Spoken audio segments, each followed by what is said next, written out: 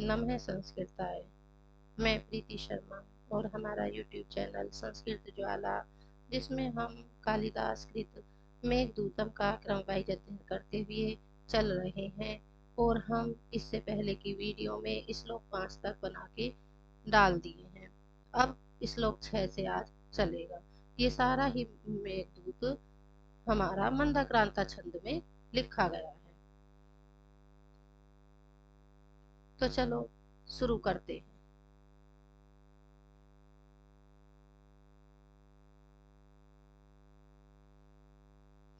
श्लोक संख्या 6। इससे पहले हम मंदाक्रांता एक बार छंद पढ़ लेते हैं। मंदाक्रांता जलधि सड़ गई, अम्भो न तो तद्गुरु चेता, जातम वंशे भुवन विदिते, पुष्करावर्तकानां, जानामि त्वां प्रकृतिपुरुषं, कामरूपं मघोनः, तेनार्थी त्वं त्वयि विधिवसा, दूरबन्धुगतोऽहं, याचामोघा वरमधिगुणे, नाद्मे लब्धकामः। जातम वंशे। अब इसके शब्दार्थ देख लेते हैं थोड़े से। भुवन विदिते है, संसार में प्रसिद्ध। पुष्कर आवर्त का नाम, पुष्कर और आवर्तक नाम से। वंश है माने वंश में, जातम माने उत्पन्न, मघोना माने इंद्र का। काम रूपम इच्छानुसार रूप धारण करने वाला। प्रकृति पुरुषम प्रधान पुरुष। विधिवसात देव योग से। दूर बंधु जो दूर स्थित है बंधु, यक्षिणी उसके लिए कहा है। त्वयि तुम्हारे विषय में। आर्थित्व याचक त्व याचना करने को। अधिगुण है अधिक गुण वाले से। याचना याचना मोघा निष्फल। वरम अच्छी। अधमे है निर्गुण से। लब्ध कामहा सफल कामना वाली। अब इसका अन्वय से अर्थ करते हैं, हिंदी निकालते हैं। हे मेघ, यक्ष कहता है कि हे मेघ, त्वं भुवन विदिते पुष्करावर्त कानां वंशे जातः, मघोना काम रूपम प्रकृति पुरुषम जानामि। त्वं भुवन विदिते पुष्कर आवर्त कानाम वंशे, तुमको संसार में प्रसिद्ध पुष्कर और आवर्तक नाम वाले वंशों में उत्पन्न। तो ये वंश है पुष्कर और आवर्तक। जो वंश है वो मेघ का वंश है। इंद्रम, इंद्र आया है मघोनः, जातम वंश से। मघोनः काम रूपम प्रकृति पुरुषम जानामि, इंद्र का इच्छानुसार रूप धारण करने वाला प्रधान पुरुष जानता हूँ। कौन कह रहा है? यक्ष कह रहा है। तेन विधिवसात दूर बंधु अहम त्वयि अर्थित्वम गतः, इसीलिए विधिवसात देव योग से दूर बंधु दूर स्थित है बंधु। अहम माने मेरा, मैं यक्ष हूँ। और बंधु दूर बंधु कौन है? यक्षिणी। तो मैं यक्ष त्वयि अर्थित्वम गतः, तो त्वयि मेघ के लिए कहा है कि तुम्हारे विषय में, मेघ के विषय में। अर्थित्वम गतः याचकत्व को प्राप्त हुआ हूँ। अधिगुणे याचा मोघा वरम अधमेह लब्ध कामः न, अधिक गुण वाले से की गई याचना निष्फल भी अच्छी है, परंतु निर्गुण से की गई याचना भी सफल कामना वाली भी अच्छी नहीं है। अब इसमें देखिए संजीवनी टीका से ली गई है टिप्पणी, जिसमें हमें सूत्र बता देते हैं कि किस सूत्र से कौन सी विभक्ति हुई है। जातम इति हे मेघ त्वं भुवनेषु विदिते, भुवन विदिते निष्ठाम इति भूत अर्थे कत प्रत्यय लगा है विद्युत में। मति बुद्धि इत्यादिना वर्तमानार्थत्वे अपि कतस्य च वर्तमाने इति भुवन शब्दस्य षष्ठ्यन्त अता षष्ठ्यन्तता नियमात् समासो न स्यात्, तेन च पूजायाम् इति निषेधात् पुष्करावर्तकांच केश्चिन् मेघानां श्रेष्ठा तेषां वंशे जातम्।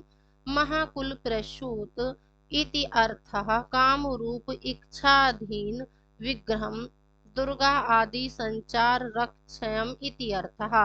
मघोनः इन्द्रस्य प्रकृतिपुरुषं प्रधानपुरुषं जानामि तेन महाकुलप्रसूतत्वादिगुणयोः योगित्वेन हेतुनः विधिवशात् देवात् यत्त्वात् विधि विधिविधाने देवै च इत्यमरः वसम आयतेः वसम इच्छः प्रभुत्वयोः इति विश्वः दूरे बन्धु यस्य सः दूरबन्धु वियुक्ताभयोरहं त्वयि अर्थित्वं गतः ननु याचकस्य याचायां याच्य गुणोत्कर्षः कुत्रोपयुज्यता इति आशंक्यः देवाद्यः च्यभङ्गे अपि लाघवद दोषाभाव इव उपयोगा इत्याह याचेति इत्याहि अधिगुणे पुंसी विषय याचा मोघा निष्फलापि वरम अपि प्रियम वरम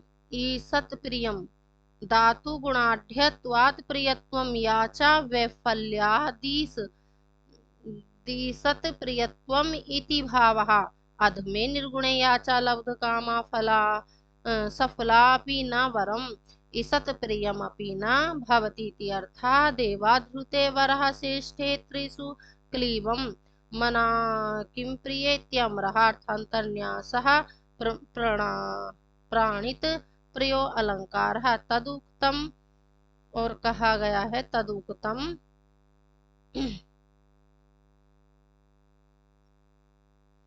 तदुक्तम दंडिनः प्रियः प्रियतराख्यानम् इति एतद्यो पादत्रिये चतुर्थपादस्य अर्थन्यासनो उपजीवितम् इति सुवक्तव्यम् एतत्। अब देखिए, अब श्लोक संख्या आया 7वां। श्लोक संख्या 7वां देखिए, इसमें बता दिया इन्होंने अर्थन्यास अलंकार है वो कैसे है ये देख लीजिए। चतुर्थ चरण में सामान्य अर्थ से आर्थित्व रूप में विशेष अर्थ का समर्थन होने से अर्थांतन्यास अलंकार है। अब अगला श्लोक देखते हैं 7वां। संतृप्तानां त्वमसि शरणं तत्पयोदय प्रियायाः संदेशं मे हर धनपति क्रोध विश्लेषितस्य गंतव्या ते वसति अलका नाम यक्षेश्वराणां वायुद्याने स्थित हर सिर चंद्रिकाध्योतहर्म्यः। पयोद, पयोद मेघ के लिए आया है। हे मेघ, संतृप्ता नाम पीड़ितों के शरणम रक्षक धनपति क्रोध विश्लेषितस्य कुबेर के क्रोध से प्रिया से वियुक्त हुए। मैं किसके लिए आया है? ये मैं आया है यक्ष के लिए। प्रियाया प्रिया के पास हर ले जाओ। बाह्य उद्यान स्थित हर सिर चंद्रिका द्योतहर्म्या बाहर के उद्यान में बाह्योद्यान बाहर के उद्यान में स्थित विद्यमान शिव के सिर पर स्थित चांदनी से उज्ज्वल महलों से युक्त अलका नाम वाली यक्षेश्वराणा नाम यक्षों के स्वामी कुबेर की वसती नगरी गंतव्या जाना। अब अन्वय से इसका अर्थ करते हैं। पयोदह त्वं संतृप्ता नाम शरणम असि। हे मेघ, तुम विरह पीड़ितों के रक्षक हो। तत् धनपति क्रोध विश्लेषितस्य में संदेशम प्रियायाः हर, इसलिए कुबेर के क्रोध से प्रिया से वियुक्त हुए मेरे संदेश को प्रिया के पास ले जाओ। ते बाह्य उद्यान स्थित हर सिर चंद्रिका द्योतहर्म्या अलका नाम यक्षेश्वराणाम वस्ति गंतव्या। तुम्हें बाहर के उद्यान में विद्यमान शिव के सिर पर स्थित चंद्रिकाम द्योतहर्म्या चांदनी से उज्ज्वल महलों से युक्त अलका नाम यक्षेश्वराणाम वस्ती अलका नाम वाली यक्षों के स्वामी कुबेर की नगरी वसति गंतव्य जाना है। अब इसकी संजीवनी टीका के अनुसार देखते हैं। संतृप्तानाम इति हे पयोदः त्वं संतृप्तानाम आतपेन वा प्रसवा विहरेण वा संचरितानाम संतापः संज्वरः समो इत्यम्रः। शरणं पयोदानेनातप खिन्नानां प्रेषितानां स्वास्थ्यप्रेरणाया च रक्षो असि। शरणं गृहरक्षितो इत्यम्रः। तस्मात् कारणात् धनपते कुबेरस्य क्रोधेन विश्लेषितस्य प्रियः वियोजितस्य मे मम संदेशं वार्ताः प्रियायाः हर प्रियायां प्रति नयेत्यर्थः। संबंध सामान्यतः षष्ठी विभक्ति। संदेश शरणे नावयो संताप नुदेत्यर्थः। कुत्र स्थाने सा स्थिता तत्स्थानस्य वा किं नाम तत्र आह गन्तव्येति। बाह्यं बहिर्देव पंचभजनेभ्यश्च इति ये बाह्योद्याने स्थितस्य हरस्य शिरसि या चंद्रिका तया धोतानि निर्मलानि हार्म्याणि धनिक भवानानि यस्यां सः तथोक्तः। हर्म्या आदि धनीनां वासः इत्यमरकोशः। अनेन व्यावर्तकत्वम् उक्तम् अलकः नाम अलङ्केति प्रसिद्धः। यक्षेश्वराणां वसतिः स्थानं ते तव गन्तव्या त्वया गन्तव्ये इत्यर्थः। कृत्यानां कर्तरि वा इति षष्ठी से इस सूत्र से षष्ठी विभक्ति हुई है। अब ये कह रहे हैं संतृप्ता नाम शरणम। यहाँ मेघ को पीड़ितों का रक्षक कहा गया है। यद्यपि मेघ धूप से भी पीड़ितों की रक्षा करता है, परंतु यहाँ विरह पीड़ितों का रक्षक यह अर्थ करना उपयुक्त जान पड़ता है, क्योंकि परदेश गए हुए मनुष्य भी वर्षा के प्रारंभ में मेघ को देखकर संदेश अपने घरों को लौट पड़ते हैं। इसलिए मेघ को पीड़ितों का रक्षक कहा गया है।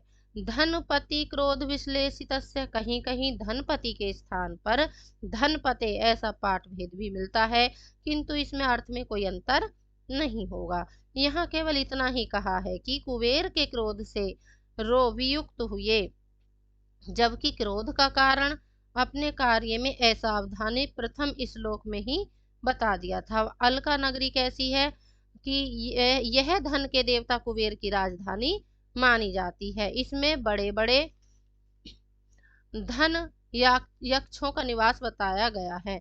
जो धनपति यक्ष हैं उनका निवास स्थान अलका है। यह कैलाश पर्वत पर स्थित मानी जाती है। इसमें वसुधारा, वसुस्थली तथा प्रभा ये अन्य नाम भी कहे जाते हैं। बाह्य उद्यान स्थित हर सिर चंद्रिका द्योतहर्म्य। पुराणों के अनुसार कुबेर की जो राजधानी है वो अलका के बाहर एक उद्यान है, जिसे गंधर्वों के एक राजा चित्ररथ ने बनाया था। उस अलका के महल बाह्य उद्यान में रहने वाले शिव के सिर पर स्थित चंद्रमा की चांदनी से प्रकाशित होते रहते हैं। अब आगे चलते हैं। अगला श्लोक संख्या है 8वां। तमारूढ़ं पवन पदवीं उद्घृतालक्रान्तः प्रेक्षिष्यन्ते पथिकवनिता प्रत्ययातास्वसत्यः कसन्नद्धे विरह विधुरां त्वयि उपेक्षेत जायां नाशातान्यो अपि अहम् इव जनो अपराधीन वृत्तिः। शब्दार्थ पवन पदवीं। पवन पदवीं वायु मार्ग में, आकाश में। पवन पदवीं पवन वायु, और जो पदवीं है इसका अर्थ है मार्ग में, आकाश मार्ग में। आरूढ़म चढ़े हुए, तुमको, पथिक वनिता परदेश गए व्यक्तियों की स्त्रियां, प्रत्यात पति के शीघ्र आगमन के विश्वास से अस्वस्थ होकर, उद्गृहित तालक्रांतः बालों के अग्रभाग के ऊपर पकड़े हुए, प्रेक्षिष्यन्ति उत्कंठा से देखेंगी, त्वयि तुम्हारे सन्नद्धे उमड़ने पर, विरह विधुराम विरह से व्याकुल, जायाम वक्ष्यति पराधीन वृत्ति दूसरों के अधीन आजीविका वाला, नाश्यात न हो। ना, स्यात् विधिलिंग प्रथम पुरुष एक वचन का रूप है। अब देखिए जो अन्वय से अर्थ निकालते हैं। पवन पदवीम आरूढ़म त्वम,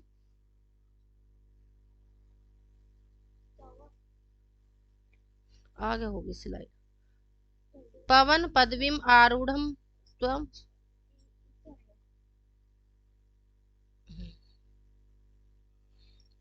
देखिए इसका अन्वय, पवन पदवीम आरूढ़म त्वम पथिक वनिता प्रत्यात आश्वसत्या उद्गृहीताल कांतः प्रेक्षिष्यन्ते।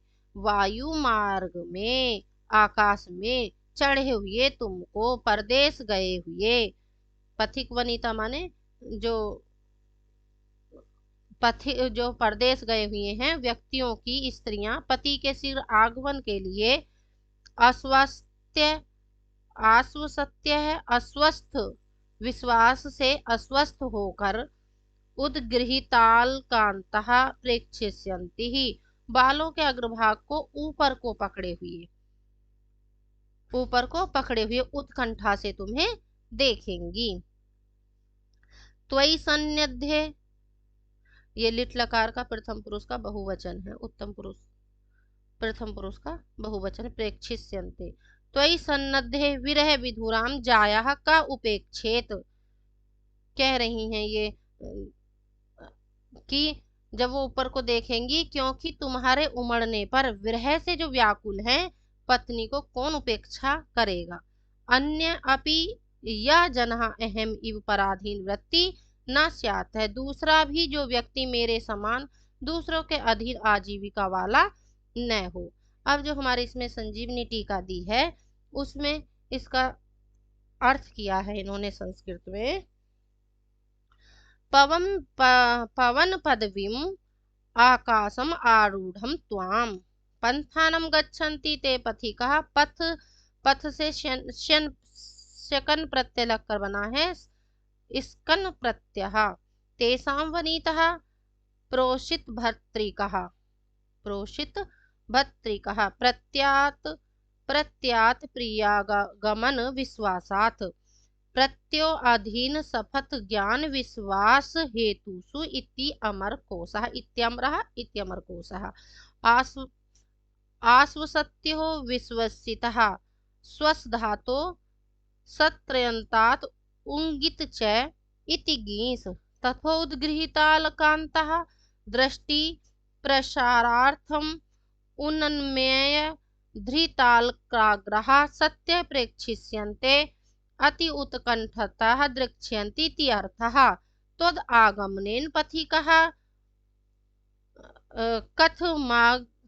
कथ मार्ग गमिष्यन्ति इत्त्वय अत्र तद्य यथा त्वयि सन्नद्धे व्यापते सति विहरेण विदुरां कृशां जाया का उपेक्षेत न को पित्यर्थः अन्यो अपि मद व्यतिरिक्तो अपि यो जनः अहमिव पराधीन वृत्ति, पराजय स्पष्ट नहीं दिखाई दे रहा, ये पराय जीविको न स्यातः स्वतंत्रस्तु न को अपि उपेक्षेते इति भावः, अर्थान्तन्यासो अलंकारः। ततुक्तम कार्य कारण सामान्य विशेषणं परस्परम समर्थनम यत्र सो अर्थान्तन्यास उदाहृतः इति लक्षण भी बता दिए हैं। अब देखिए पदम पदवीम जो शब्द आया है उसकी टिप्पणी देख लीजिए, क्योंकि वायु सदा आकाश में ही चलती है इस कारण आकाश को वायु का मार्ग कहते हैं। पवन पदवीम का अर्थ मेघ का आकाश में उमड़ना है। उद्गृहिताल क्रांतः, जिन स्त्रियों के पति परदेश चले गए हैं ऐसी स्त्रियां शारीरिक श्रृंगार नहीं करती, ऐसी स्थिति में उनके केस बिखरे हुए होने के कारण मुख और आंखों पर आए हुए हैं, इसलिए वे स्त्रियां मेघ को देखने के कारण उन केसों के अग्रभाग को ऊपर पकड़े हुए होंगी। यह बड़ा स्वाभाविक वर्णन है। देखिए ये ऐसे जैसे आए रहते हैं बाल और ऐसे ऐसे पकड़ के ऐसे देखती हैं ऊपर को ऐसे करके। पथिक वनितः प्रत्यादास सत्य है। पथिक कहते हैं कि परदेशियों को तथा वनिता पत्नियां था परदेश गए हुए लोगों की पत्नियां प्राचीन काल में आधुनिक युग के समान आवागमन के साधन नहीं थे, इसलिए व्यक्ति वर्षा ऋतु अपने घर व्यतीत करते हैं। शेष 8 माह घर में बाहर अपना व्यापार नौकरी आदि करते हैं। इसी कारण हिंदुओं के प्राय सभी प्रमुख त्योहार होली को छोड़कर इसी वर्षा ऋतु में होते हैं। दीपावली मनाने के बाद व्यक्ति बाहर चले जाते थे और वर्षा आरंभ होने के साथ ही अपने घर लौट आते थे। इस कारण आकाश में मेघ को देखकर उनकी पत्नियों के साथ यह विश्वास होने लगता था कि अब उनके पति लौटने वाले हैं। विरह विधुराम, स्त्रियां अपने प्रिय के विरह में व्याकुल हैं क्योंकि उनको घर से गए हुए लगभग 8 मास हो गए हैं। वे अब उनके दर्शनों के उत्सुक हैं। जायाम, जायम पुत्र को जन्म देने के कारण पत्नी को जाया कहा जाता है। अब देखिए, अब अगले श्लोक पे चलते हैं। श्लोक संख्या 9। श्लोक संख्या 9 में यक्षमेघ को बताता है कि अवधि के दिन गिनने में लगी हुई तुम मेरी पत्नी को अवश्य ही जीवित देखोगे।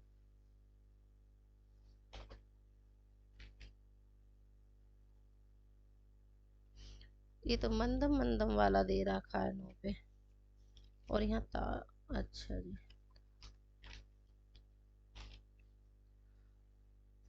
देखिए यहाँ पे ये दे रखा है 10वां श्लोक है ये, और 9वां श्लोक फिर कहाँ है, अभी देखती हूँ मैं। आगे पीछे तो नहीं हो रहे हैं, आगे पीछे हो रहे हैं, कोई बात नहीं, पहले इसे पढ़ लेते हैं फिर उसे पढ़ लेंगे। ताचवस्यम दिवस गणना तात्परामेकपत्नीम अव्यापन्नाम अविहत गति द्रक्षस्ये भ्रातृजायाम अव्यापन्नाम अविहत गति द्रक्षसी भ्रातृजायाम आशाबंधा कुसुम सदृशम प्रायसोहि अंगनाम सद्यपाति प्रणयी हृदयम विप्रयोगे रुणधि। अविहत गति, बेरोक गति वाला कौन है? मेघ। दिवस गणना तत्पराम, विरह के शेष दिनों की गणना में लगी हुई एक पत्नीम पतिव्रता भ्रातृजायम भावी को अव्यापन्नाम जीवित दृक्षसी देखोगे। आशाबंधा, आशा का बंधन तंतु अंगानाम स्त्रियों के विप्रयोग है वियोग में सद्य है पाति ही शीघ्र नष्ट, सद्य शीघ्र अव्यपद है ये, पाति ही नष्ट हो जाने वाले प्रणयी हृदय, प्रेमी हृदय को प्रायंसः प्राय ऋणधि रोके रखता है। अब इसका अन्वय से अर्थ करते हैं। तो इसके शब्द अर्थ हो गए अन्वय से। अविहत गति ही, हे मेघ तुम बेरोक टोक गति वाले, दिवस गणनात परम, दिवस गणना तत्पराम एक पत्नी, विरह के शेष दिनों की गणना में लगी हुई पतिव्रता अपनी एक पत्नी, ताम, ताम माने अपनी, किसकी? मेघ की, भ्रातृजायाम भावी को, च अव्यापन्नावश्यम दृक्षसी, भावी को जीवित अवश्य देखोगे ही, क्योंकि आशाबंध, आशा रूपी जो बंधन है तंतु है, अंगानाम कुसुम सदृशम विप्रयोग है, स्त्रियों के फूल के समान कोमल, विप्रयोग है सद्य है वियोग में शीघ्र ही, पाति प्रणय नष्ट हो जाने वाले, हृदय प्रयंसः रुणधि हो जाने वाले प्रेमी हृदय को प्राय रोके रखता है। अब इसकी जो संजीवनी टीका है वो देख लेते हैं एक बार।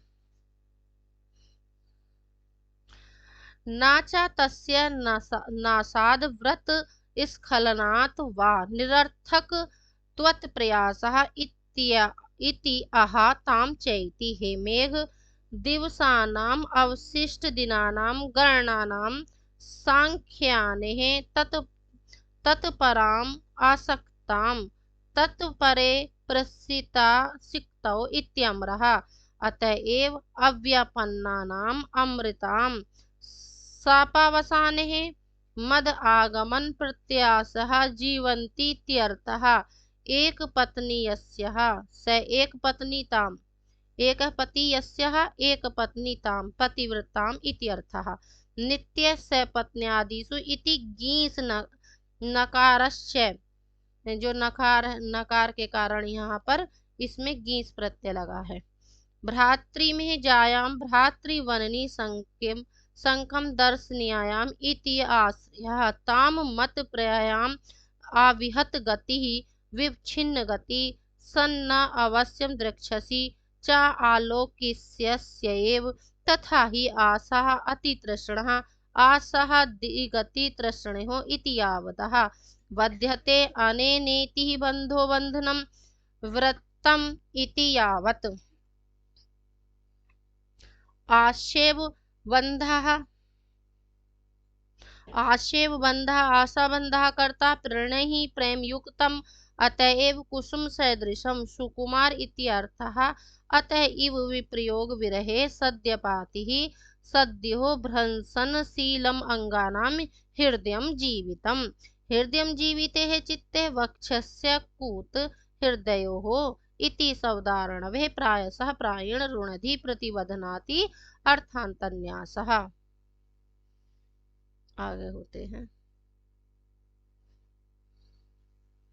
अर्थान्तन्यास अलंकार है इसमें भी। अब देखिए इसमें जो आया है कि दिवस गणना तत्पराम, क्योंकि यक्ष को 1 वर्ष का श्राप दिया गया है, अतः यक्ष की पत्नी के बिना विरह में एक दिन गिन गिन कर व्यतीत कर रही है, इसी आशा में कि श्राप की अवधि समाप्त होगी और उसके प्रियतम तुमसे मिल आकर मिलेगा। यह सत्य है कि प्रियतम के चले जाने पर उसकी प्रियतमा दिन गिन गिन कर उसके वापिस आने की प्रतीक्षा करती है। भ्रातृजायाम यक्ष की जो पत्नी है तो मेघ की भाभी। यहाँ यक्ष ने मेघ को अपना छोटा भाई माना है, इसी कारण यक्ष की पत्नी मेघ की भाभी हुई, क्योंकि बड़े भाई की पत्नी माता के समान पूजनीय होती है। अतः यहाँ यक्ष मेघ को यह बताता है कि तुम्हारी भाभी है, इसलिए तुम्हारे लिए पूजनीय है। यह संकेत करके निश्चित हो जाना चाहता है तथा भावी होने के कारण पर स्त्री दर्शन का निषेध तुम्हें नहीं होगा, ऐसा भी भाव अभिव्यक्त होता है। अव्यापन्नम न मरी हुई अर्थात जीवित, इस पद से यह स्पष्ट किया गया है कि मेघ की यात्रा निष्फल नहीं होगी, क्योंकि वह यह आशंका न कर बैठे कि कहीं वियोग में यक्ष पत्नी ने प्राण को न त्याग दिए हों, इसलिए कहा है कि तुम उसको जीवित अवश्य देखोगे। कुसुम सदृशम, कुछ स्थान पर कुसुम सदृश प्राणात पाठ मिलता है, जिसका अर्थ है पुष्प के समान कोमल प्राण वाले। उत्तर रामचरितम में भी स्त्रियों के चित्र का पुष्प के समान कोमल बताया गया है। पुरंध्रीणाम चित्तम कुसुम सुकुमारम ही भवति। सद्य पाति प्रणयी, कुछ स्थान पर सद्य पाता प्रणयी पाठ भेद भी मिलता है, जिसका अर्थ होगा तुरंत नष्ट हो जाने के अभिलाषी हृदय को। देखिए श्लोक संख्या 10 पे पहुंच रहे हैं। यहाँ ये है, ये 9वां दिया है यहाँ इस बुक में, ये 10वां है। यक्ष में को अलका की ओर प्रस्थान के लिए शुभ शकुन का उल्लेख करते हुए कहता है, मंदम मंदम नुदति पवना चानुकूलो यथा त्वं वामचायं नदति मधुरं चातकस्ते सगंधा गर्भाधान है क्षण परिचया नूनमावध्यमाला सेविष्यन्ते नयन सुभगम खे भवन्तं बलाकाः। मंदम मंदम धीरे धीरे, नुदती प्रेरित कर रहा है, सगंधा गर्भ से भरा हुआ, नदती शब्द कर रहा है। गर्भाधान क्षण परिचयात, गर्भ धारण करने के संभोग के आनंद के अभ्यास के कारण, आबद्ध माला पंक्तिबद्ध बलाकः, बगुलियां, नयन सुभगम, आंखों को सुंदर लगने वाले, भवंतम, आपकी, मेघ की, नूनम, निश्चय ही, खे आकाश में, सेविष्यन्ते, सेवा करेंगी। अब अन्वय से अर्थ निकालते हैं इसका। यथा चानुकूलम, अनुकूलः पवनः, और जैसे ही अनुकूल वायु, त्वम माने तुम्हें, मेघ को, मंदम मंदम नुदती, धीरे धीरे प्रेरित कर रहा है, अयम चा ते सगंधा, तथा गर्भ से भरा हुआ, चातक वामः मधुरम नदती ही, तो गर्भ से भरा हुआ पपहिया तुम्हारे, पपहिया जो है वो तुम्हारे बाएं भाग में स्थित होकर मधुर शब्द कर रहा है। नूनम निश्चयार्थ में आता है, अव्यपद है।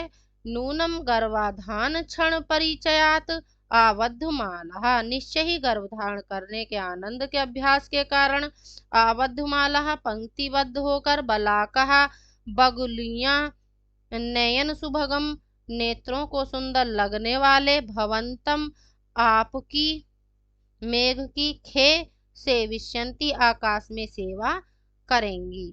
अब संजीवनी टीका से इसका अर्थ एक बार देख लेते हैं। निमित्तानि अपि ते शुभानि दृश्यन्त इत्याह, मंदम मंदम इति अनुकूलः पवनो वायुस्त्वायं मंदम मंदम, अति मंदम इति अर्थः। अत्र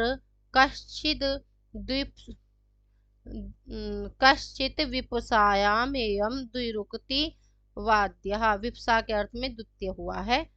प्रकारे गुणवचनस्य इति तत् आश्रयणे तु कर्मधारयद् भावेः सुप्लुकिः मंदम मंदम इति स्यातः, तदेवः वामनः मंदम मंदम इति अत्र प्रकारार्थ द्विभावः इति, यथा सदृशम् भावी फलानुरूपम इति अर्थः, यथा सदृश्य योगता त्वं विपुषा स्व अर्थानाम अतिक्रमे इति, यावत् नुदति प्रेरयति प्रेरित करती है, अयम सगंधा सार्गवः संबंधी इति केचित्, गंधो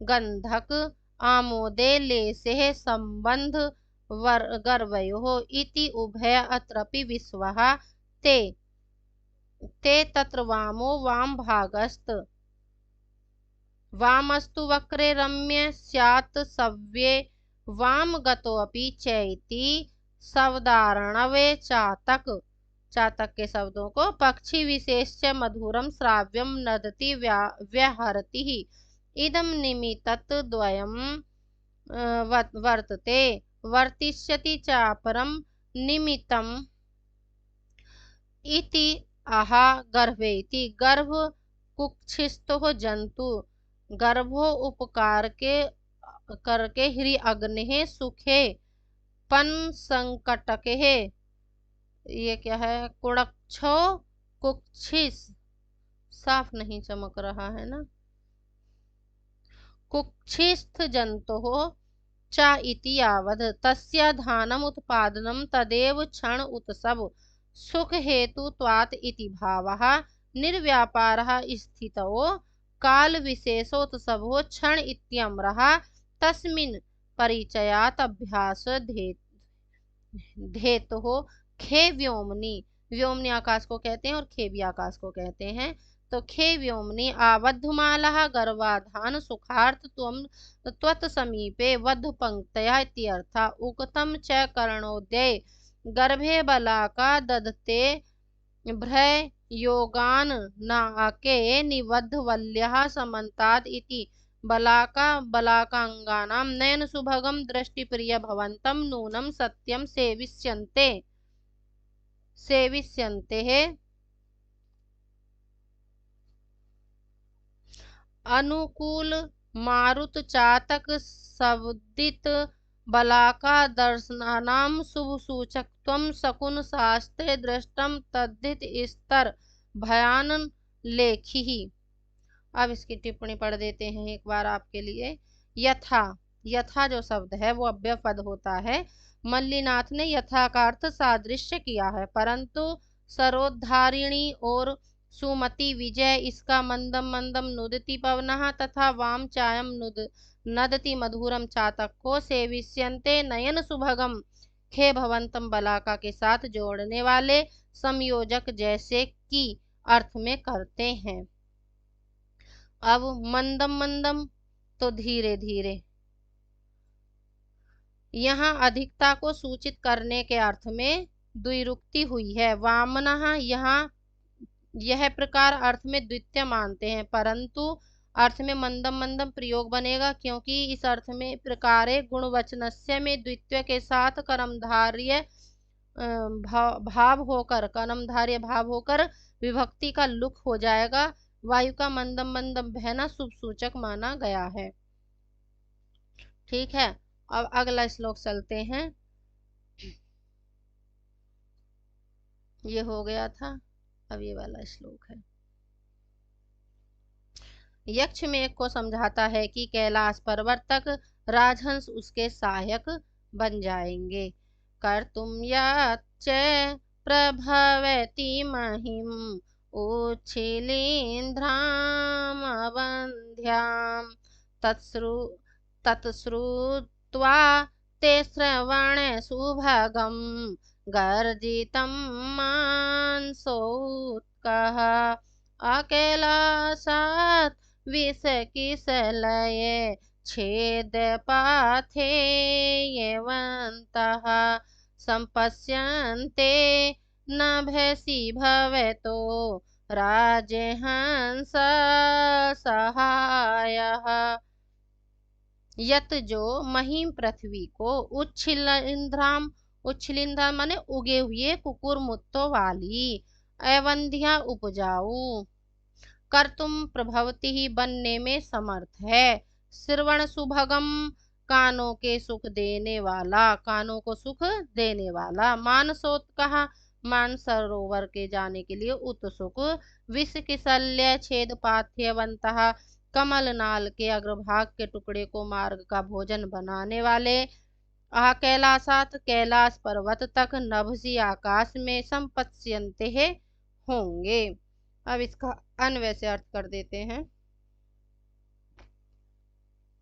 यत च महिम उच्छिलिंद्राम अवंध्यम कर्तुम प्रभवती ही, और जो पृथ्वी को उगे हुए कुकुर मुत्तों वाली उपजाऊ बनाने में समर्थ है।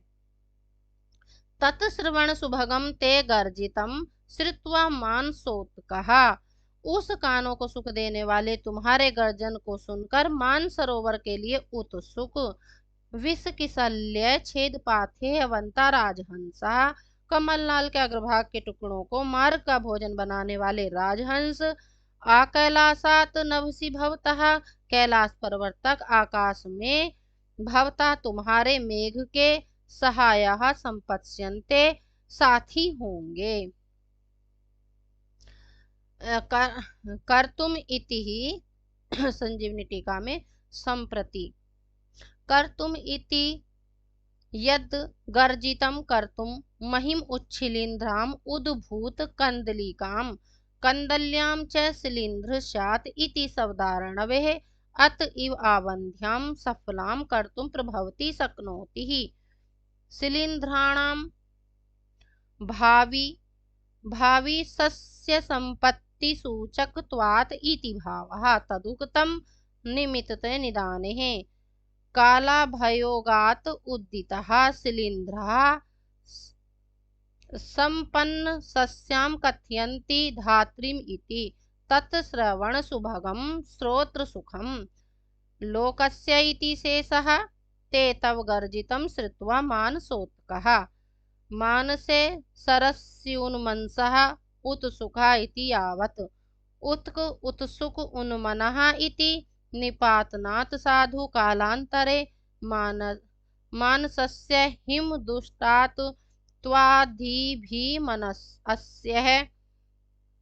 च हंसानां रोग हेतु त्वात् अन्यत्र गता हंसा पुनर्वर्षासु मानस जो दोबारा से वर्षा होती है उसके लिए कह रहे हैं कि पुनः वर्षासु मानसमेव गच्छन्ति इति प्रसिद्धि।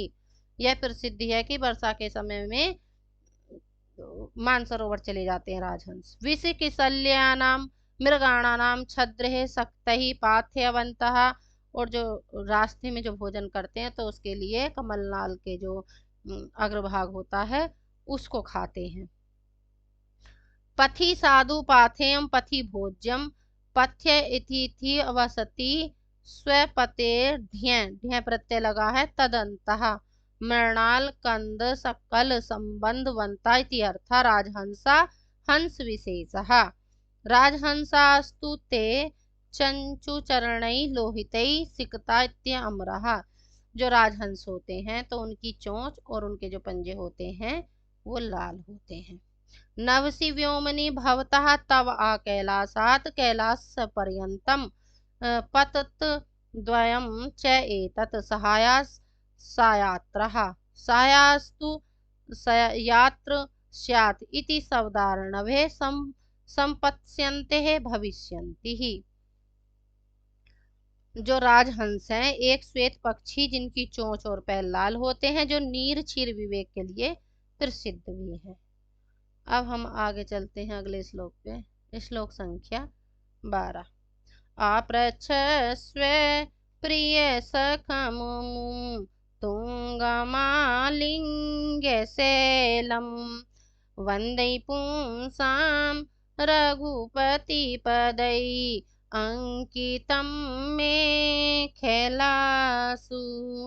काले काले भवति भवतो यस्य संयोगमेत्यः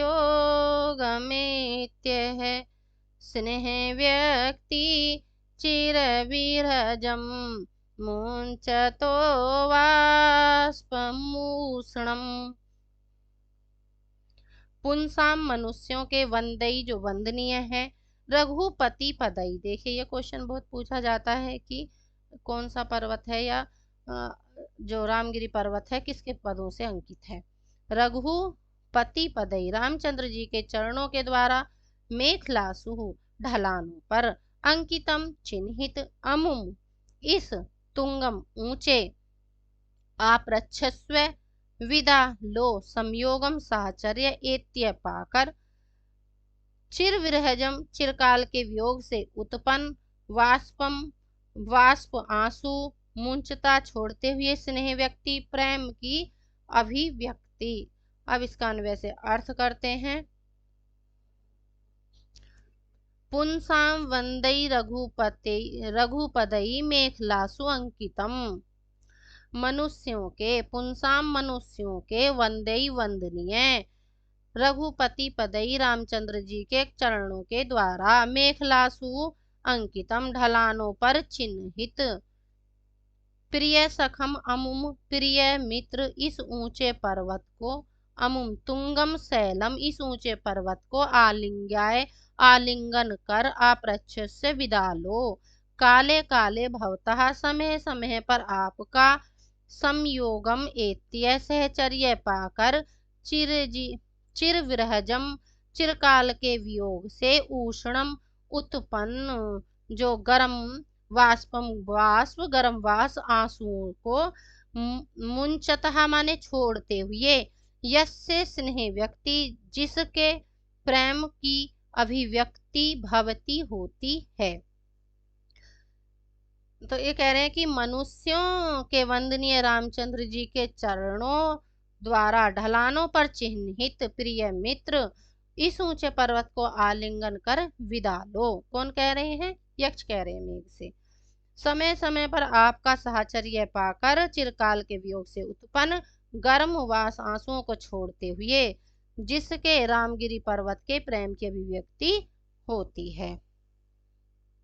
अब संजीवनी टीका में इसकी जो व्याख्या करे हैं वो करे है अपृच्छ स्वे इति प्रियम सखायम प्रिय सखम। राजा है सखीभ्याम, टच से टच प्रत्यय लगा है, देखिए लिखा है टच प्रत्यय हुआ है, किस में हुआ है तो प्रिय सखम में हुआ है। टच समासांत प्रत्यय है। तुंगम उन्नतम पुंसाम वंदई आराधनीय रघुपदई रामपाद न्यासे मेखलासु कटकेसु अथ मेखला।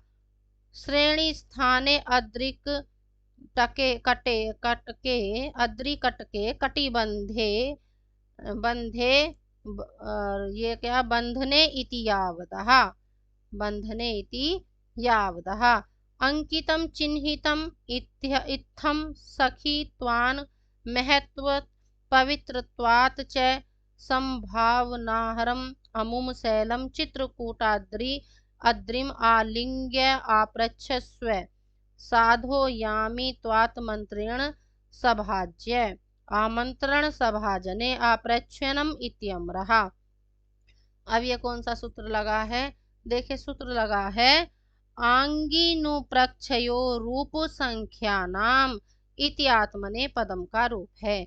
सखी त्वं निर्वहायति कालः इति काले काले प्रतिप्राविट कालम सुहृत समागम कालस्य काल शब्देनोच्यते। विप्साया द्विरुक्ति, विप्सा के अर्थ में द्विरुक्ति हो गई है।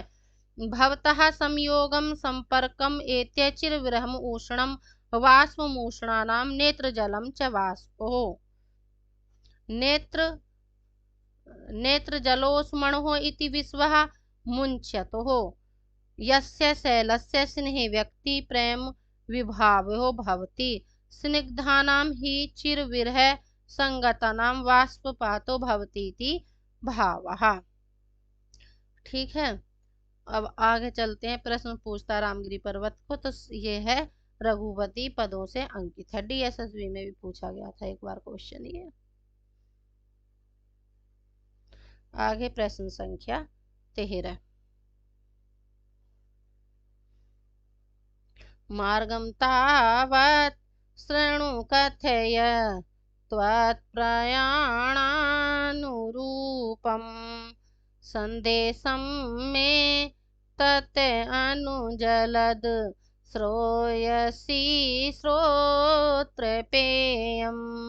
खिन्ना खिन्ना शिखरि सुपदं नयस्य गतांसि यत्रः क्षीणः क्षीणे परिलघुपथ स्रोतसां च उपभुज्यम्। तावत अब पहले, कथियत कहते हुए, कथियत कहते हुए, त्वत् प्रयाणानुरूपम तुम्हारी अपनी यात्रा के अनुरूप,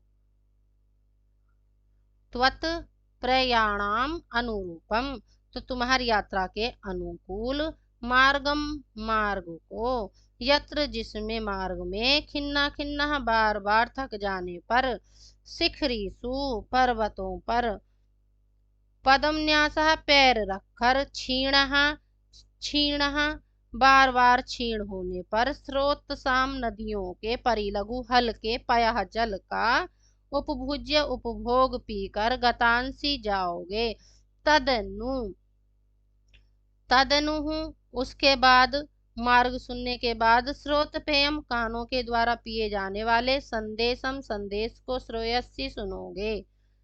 अब अन्वय से इसका अर्थ करते हैं।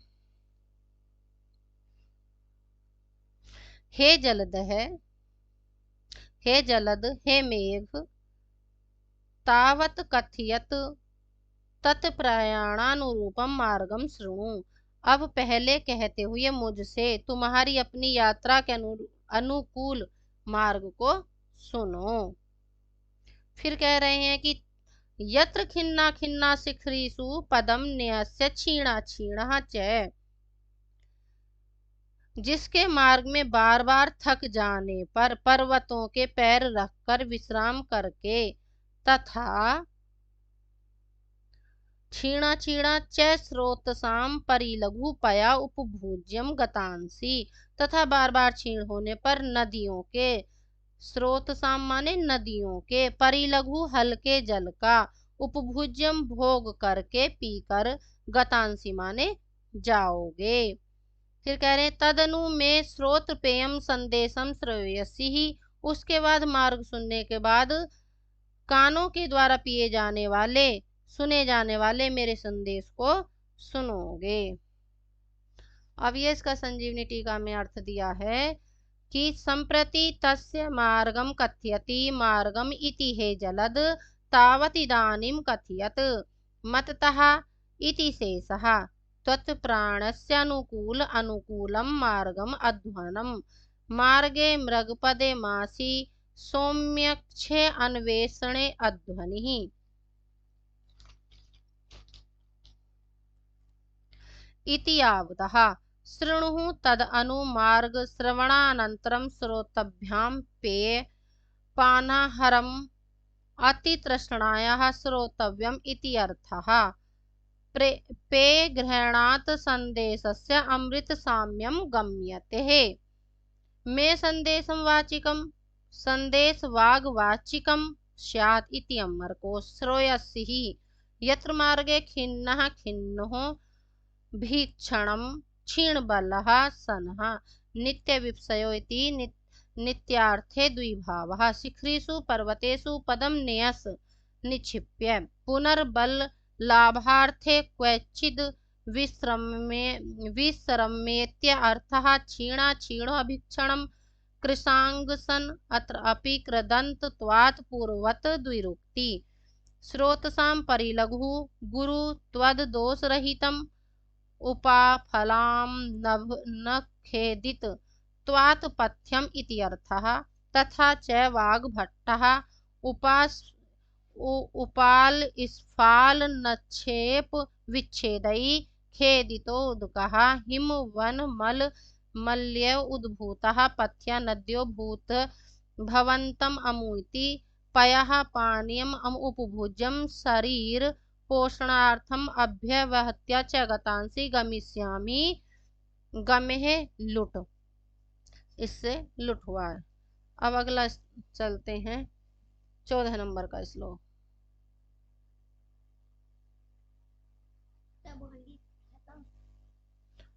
चौदह नंबर का श्लोक है अद्रे श्रृंगम हरति पवना किम स्वेदितुन्मुखी भी दृशोत सह चकित चकितम मुग्ध सिद्धांगना भी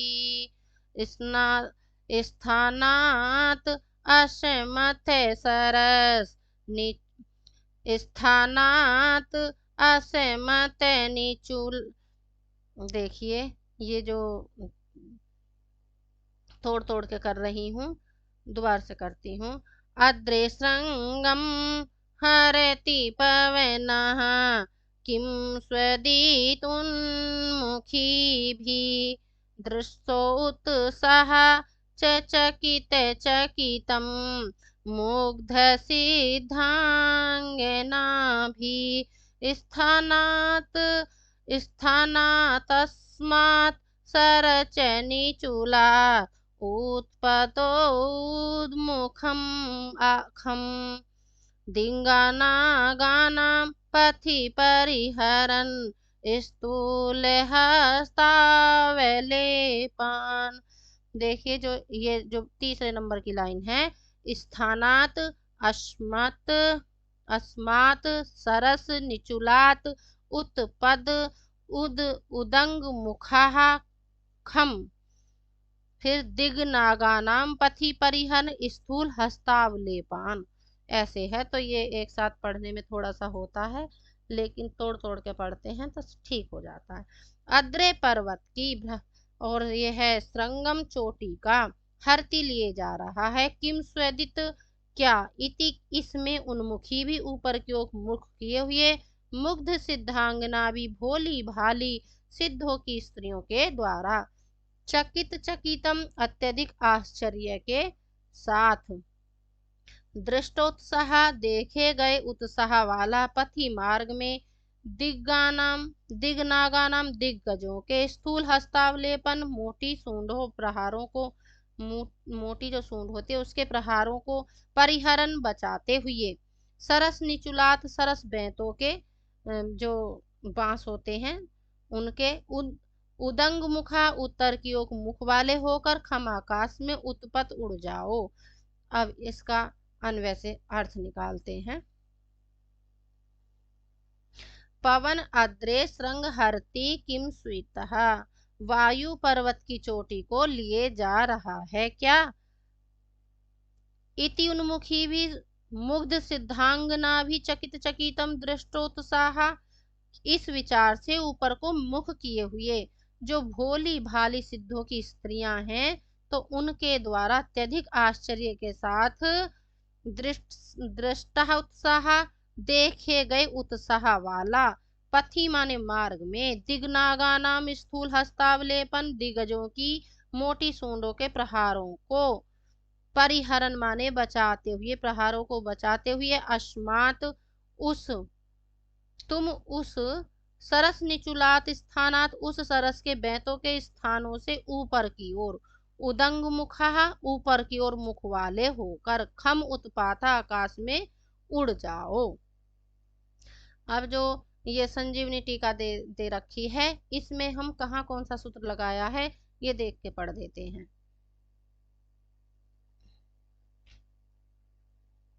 देखिए, स्वांग उच्च उपसर्जनात् संयोगात उपधा इति गीप, तो ये जो उन्मुखी भी है इसमें गीप प्रत्यय हुआ है। सूत्र है स्वांगात उप च उपसर्जनात् संयोगात उपधात, मुग्धा भी मूढ़ा भी। अब और कोई सूत्र लगा है वो भी देख लेते हैं। चकित चकितम जो है चकित चकितम प्रकारे गुण वचन से द्विभावः, 2 बार हो गया है उससे।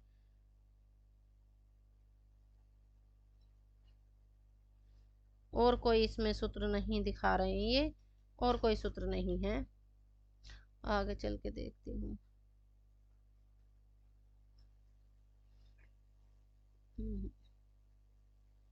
और कोई सूत्र इसमें नहीं दिए मल्लीनाथ। और इसमें जो श्लोक में जो अलंकार है वो अभेदोक्ति संदेह अलंकार है। संदेह संदेह प्रकृति अन्य से संशय प्रति भो उत्थितः शुद्धो निश्चय गर्भो असो निश्चयांत इति त्रिदः। अब अगला 15 नंबर का श्लोक पढ़ते हैं।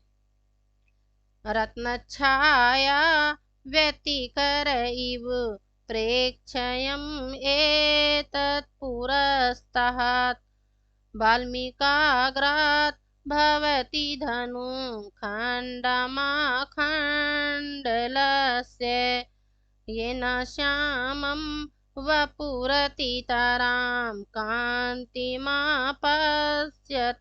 ते, वर्हेणे वैस्फुरितरुचिना गोपवेशस्य विष्णुः। रत्नच्छाया व्यतिकरः, रत्नों की क्रांतियों का मिश्रण। प्रेक्ष्यम माने दर्शनीय, एतत् यह, आखंडलस्य इंद्र का, आखंडल इंद्र का, धनुखंडम धनुष का टुकड़ा, पुरस्तात् सामने, वाल्मीकाग्रात बावी के अग्रभाग से, प्रभावती निकाल रहा है, स्फुरित रुचिनः उज्ज्वलित क्रांति वाले, वर्हेण मोर के पंखों से, गोपवेशस्य गोपवेश धारण करने वाले, अतितराम अत्यंत कांति शोभा को, आपात्स्यते है प्राप्त होगा। अब हम इसका अन्वय से अर्थ करते हैं। रत्न छाया व्यतिकर इव, रत्नों की क्रांतियों के मिश्रण के समान। प्रेक्ष्यम एतत् आखंडलस्य, दर्शनीय वह इंद्रधनुष का टुकड़ा, धनुखंडम पुरस्तात् वाल्मीकाग्रात प्रभावती, सामने बावी के अग्रभाग से निकल रहा है, ऐसा प्रतीत हो रहा। येन ते श्यामम वपु, जिससे तुम्हारा श्याम मल शरीर स्फुरित रुचिना वरहीण उज्जवल क्रांति वाले मोर के पंख से, वरहीण गोपवेशस्य विष्णु, पंख के गोपवेश धारण करने वाले विष्णु कृष्ण भगवान के श्याम वपु का समान, श्यामल शरीर के समान, अतितराम क्रांति आपात्स्यते, अत्यंत शोभा को प्राप्त होगा। इसमें देखते हैं कोई सूत्र लगा है क्या कहीं पे।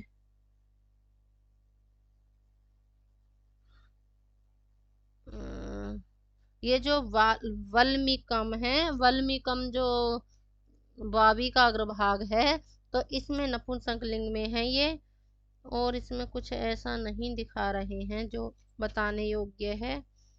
रत्न छाया व्यतिकरः, इंद्रधनुष 7 रंगों के मिश्रण से अनेक रंगों की रत्नों की क्रांतियों के मिश्रण के समान बताया गया है। कहीं कहीं रत्न छाया व्यतिकर का पाठ भी पाया जाता है, रत्न छाया व्यतिकरः ऐसा भी मिलता है, पाठ भेद भी मिलता है। वल्मीकाग्रात प्रभवति, तो इंद्रधनुष वल्मीक के भीतर स्थित महानाग की मणि के किरण समूह से उत्पन्न होता है, ऐसा कहते हैं। अब अगला श्लोक पे चलते हैं, श्लोक संख्या 16। त्वय्यायतं कृषिफलमिति भ्रूविलासानभिज्ञै,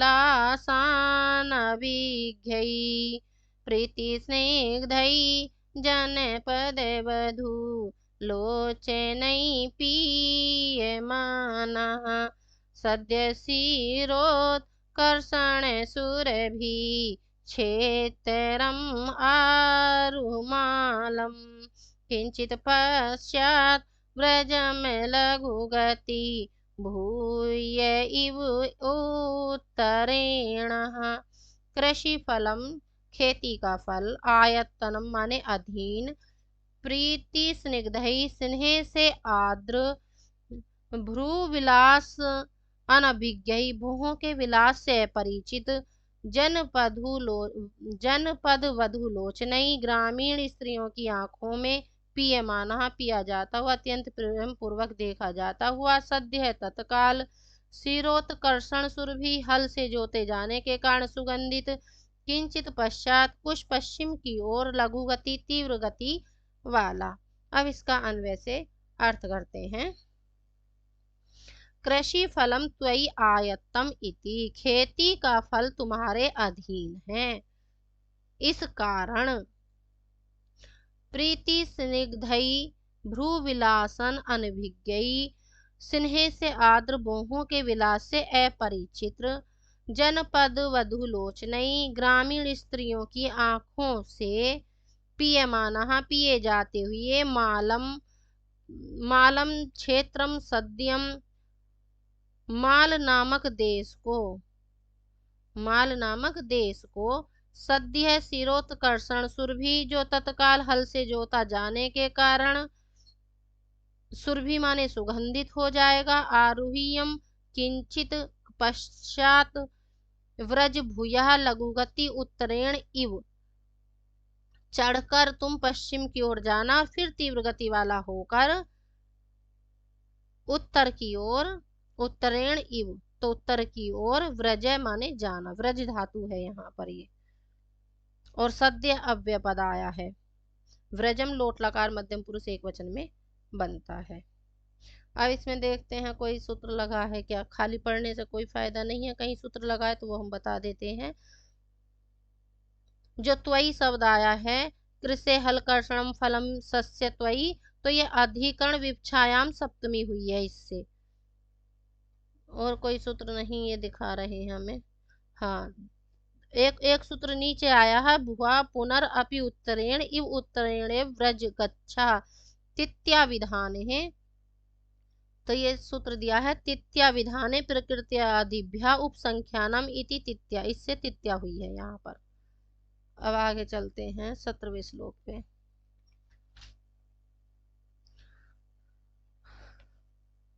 सत्रहवां श्लोक है, यक्ष मेघ से कहता है कि जब तुम उत्तर की ओर जाओगे तो वहां आम्रकूट पर्वत पर पहुंचोगे।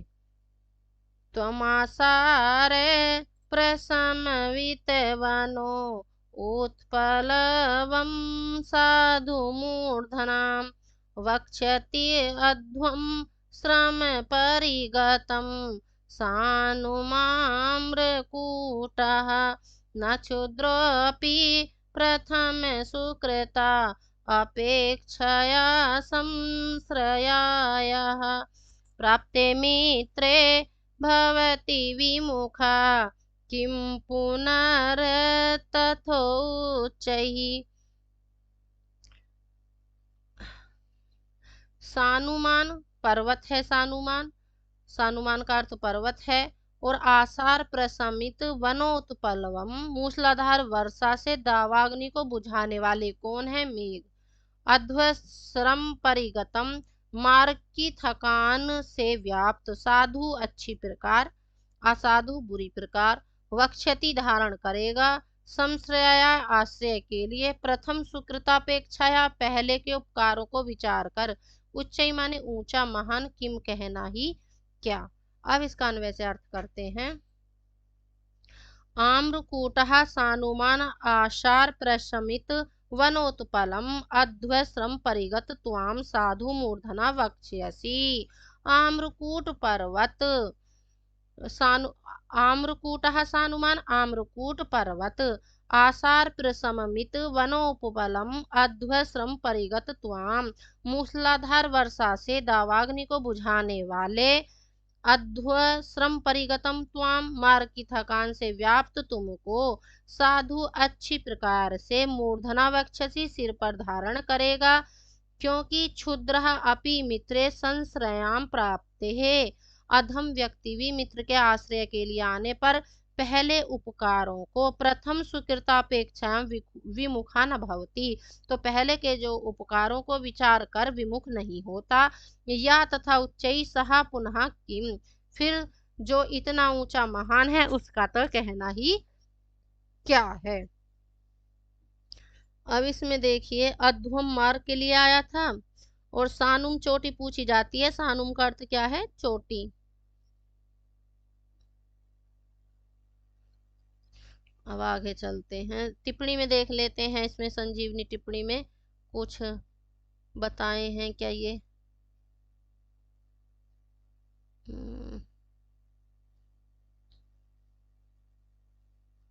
नहीं, कुछ नहीं बताए हैं, ऐसी बात कुछ नहीं बताए। आगे चलते हैं, 18 नंबर का श्लोक है।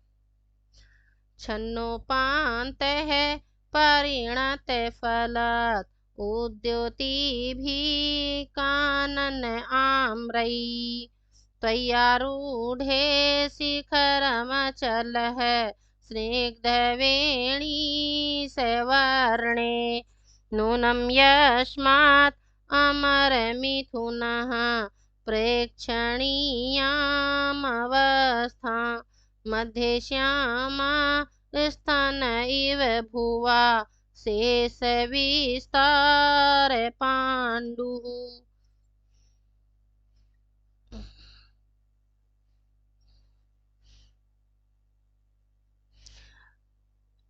परिणत फल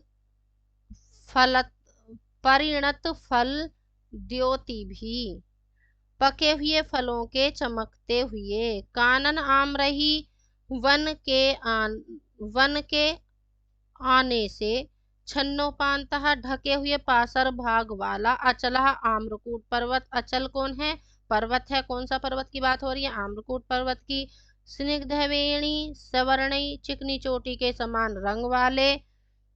शिखरम, चोटी पर। आरूढ़ई, चढ़ने पर। शेष विस्तार पांडु, शेष विस्तार भाग पीला सा। अमर मिथुन प्रेक्षणीयाम, देवी देवों के जोड़ों के द्वारा देखने वाले। जो अमर है, अमर कौन है? देवता लोग, तो उनके जोड़ों के द्वारा देखने योग्य। अवस्थाम, अवस्था को। यास्यति माने प्राप्त करेगा। अब इसका अन्वय से अर्थ करते हैं। परिणत फलद्योति भी कानन आम्रई छन्नोपांतः, पके हुए फलों के चमकते हुए। वन के आमों के ढके हुए।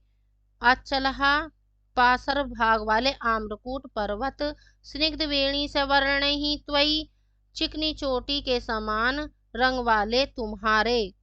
शिखरम तुम्हारे चोटी पर, आरूढ़े चढ़ने पर, मध्य श्यामः मध्य भाग से, शेष विस्तार पांडु मध्य श्यामः मध्य से तो श्याम रंग का काले रंग का, तथा शेष विस्तार पांडु शेष विस्तार वाला भाग जो है वो थोड़ा पीला सा।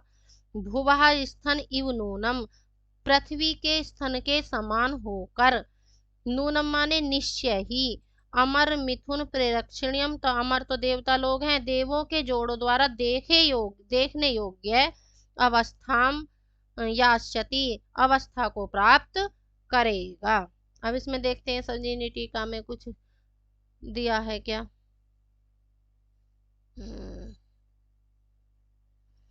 हाँ देखिए, त्वयि शिखरम श्रृंगम आरूढ़े सती, यस्य च भावेन भाव लक्षणम से यहाँ सप्तमी हुई है,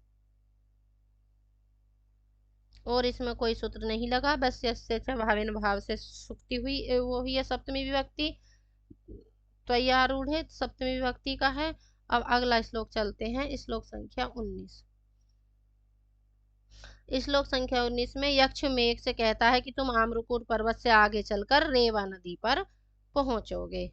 स्थित्वा तस्मिन् वनचर वधू भोक्त कुंजे मुहूर्तम तोयोत्सर्गा द्रुतर गति तत्परम वर्त्मतीर्णः रेवां द्रक्षसि उपल विषमे विंध्य पादे विशीर्णां भक्ति छेदई इव विरचितां भूतिमंगे गजस्य। वनचर वधू भुक्त कुंजई, वन में विचरण करने वालों की स्त्रियों द्वारा उपभुक्त कुंजों वाले, तस्मिन उस आम्रकूट पर्वत पर, तोयत सर्ग दुर्गतर गति ही जल की वर्षा कर देने वाले, अत्यंत तीव्र गति वाले, तत्पराम उसमें आगे का, वर्तमाने मार्ग, तीर्णम माने पार करके, उपविस्मे उपल विस्मे पत्थरों के कारण उबड़ खाबड़, विंध्य पादई विंध्य की तलहटी में, विशीर्णाम फैली हुई, भक्ति छेदई चित्रकारी की रेखाओं रचनाओं के प्रकारों से, विरचिताम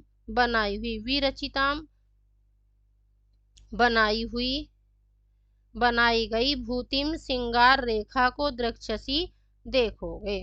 अब इसका अन्वय से अर्थ निकालते हैं। वनचर वधू भुक्त कुंजई तस्मिन, वन में विचरण करने वालों की स्त्रियों द्वारा उपभुक्त कुंजों वाले उस, तस्मिन मुहूर्तम स्थित्वा तोयत सर्ग दुर्त गति तरम तत्पराम वर्तमतीर्णः, तो वन में विचरण करने वालों की स्त्रियों द्वारा उपभुक्त कुंजों वाले उस आम्रकूट पर्वत पर क्षण भर के लिए तत्पराम क्षण भर ठहर कर जल की वर्षा कर देने वाले, अत्यंत तीव्र गति वाला होकर, दूर्त गति वाला होकर, तत्पराम वर्तमतीर्णः गति वाला होकर, उसमें उपल विषमे विंध्य पादे विशीर्णम रेवा, तो उसमें आम्रकूट पर्वत के आगे के मार्ग को पार कर पत्थरों के कारण उबड़ खाबड़ जो विंध्याचल की जो तलहटी उसमें फैली हुई कौन सी नदी है, विशीर्ण रेवा, तो रेवा नर्मदा नदी को किसके समान देखेगा, गजस्य अंगे भक्ति छेदई, हाथी के शरीर पर चित्रकारी की रेखाओं के प्रकार से जो विरचित हैं, जो बनाई गई हैं, उनका भूतिम इव दृक्षसी सिंगार रेखा के समान देखोगे। इनका कहने का आश्रय है कि जो वो नर्मदा नदी जो है अमरकंटक में, जो वहाँ है मध्य प्रदेश में पड़ती है, क्या था वो बताते हैं, हम उज्जैन जाते हैं, उज्जैन से आगे फिर वहाँ जाते हैं इंदौर, और इंदौर से आगे पड़ता है वो नर्मदा नदी, वहाँ पे शिवलिंग की भी पूजा होती है, तो वहाँ मंदिर है शिवजी महाराज का वहाँ पे भी, तो वहीं पे जो नर्मदा नदी है वो ऐसे फैली हुई है जैसे हाथी के ऊपर चित्रकारी करती हो। अब इसमें देखते हैं संजीवनी टीका में कुछ सूत्र लगाया है कहीं पे।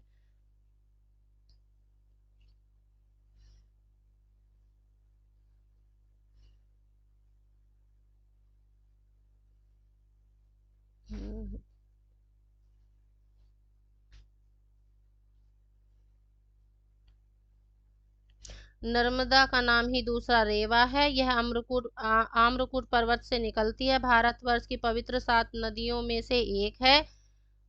और एक श्लोक सुनिए। गंगे च यमुने चैव गोदावरी सरस्वती नर्मदा सिंधु कावेरी जले अस्मिन सन्निधि कुरुहु। इन नदियों का जो जल है वो पवित्र जल है। अब 20वां श्लोक देखते हैं।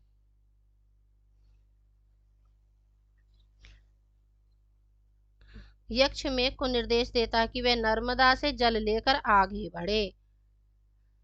तस्यातिक्तै वनगज मदै वासितं वान्तवृष्टि जम्कुञ्ज प्रतिहतरयं तोयमादाय गच्छे अन्तःसारं घनतुलयितुं नानिलासक्ष्यति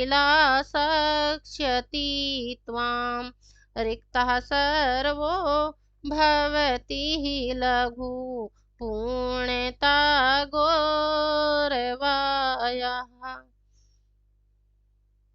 वांत वृष्टि वर्षा कर चुके हुए, तिक्तई तीव्र गंध वाले, वन गज मदई हाथी जंगलियों के मद से, वासितम सुगंधित जम्बू कुंज प्रतिहत तरम जामुनों के कुंजों के द्वारा रोके गए वेग वाले, अंतःसारम अंदर बल से युक्त, तुलितुम हिलने में न सक्ष्यति समर्थ न हो सकेगा, गौरवाय भारीपन का कारण। अब इसका अन्वय से अर्थ करते हैं। ये तो इनके शब्दार्थ हुए, अब अन्वय से अर्थ करते हैं। वांत वृष्टि त्वम तिक्तई वर्षा कर चुके हुए तुम, तिक्तई माने तीव्र गंध वाले, वन गज मदई वासितम जंगली हाथियों के मद से सुगंधित, जम्बू कुंज प्रतिहत रयम तस्याः जामुनों के कुंजों द्वारा रोके गए, तोयम माने जल के द्वारा रोके गए, आदाय गच्छे वेग वाले उस नर्मदा के जल को लेकर आना, घना अनिला अंतसारम त्वाम तुलितुम न सक्ष्यति हे मेघ वायु अंदर, अनिला माने वायु, अंतःसारम माने अंदर बल से युक्त जल से युक्त, त्वम तुझको मेघ को, तुलितुम न सक्ष्यति हिलाने में समर्थ न हो सकेगा, ही रिक्तः सर्वः लघु भवति पूर्णतः गौरवाय भवति क्योंकि खाली हुए सब हल्के होते हैं तथा भरा हुआ होना भारीपन का गौरवाय का कारण होता है। एक बार पूछा गया था कि इसमें भारीपन का कारण क्या है, तो गौरवाय। अब इसमें कोई सूत्र लगा है क्या, ये देख लेते हैं। संजीवनी टीका में वांत सुगंधि तिक्तई सुगंधो,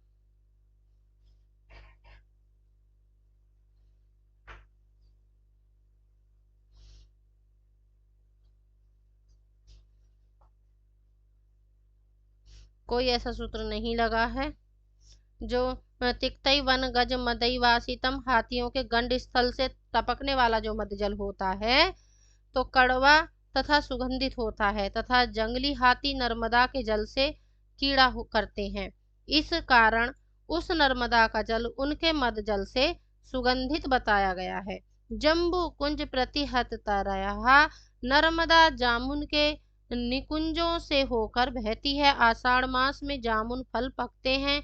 निकुंज नर्मदा के वेग को मंद कर देते हैं, उसकी गति को मंदी कर देते हैं तथा जामुन का फल उसके जल में मिश्रित हो जाता है और जिस कारण उसका जल स्वास्थ्यवर्धक हो जाता है। और इसमें कुछ ऐसी चीज नहीं दी है। अर्थांतर न्यास अलंकार है इसमें भी जो तृतीय चरण के विशेष अर्थ का चतुर्थ चरण के सामान्य अर्थ से समर्थन किया गया है। जो नीते रिक्तः सर्वोभवति ही लघु पूर्णता गौरवाय, ये सूक्ति है। अब आगे चलते हैं। आज के लिए इतना ही बहुत है। धन्यवाद। नम है संस्कृता है।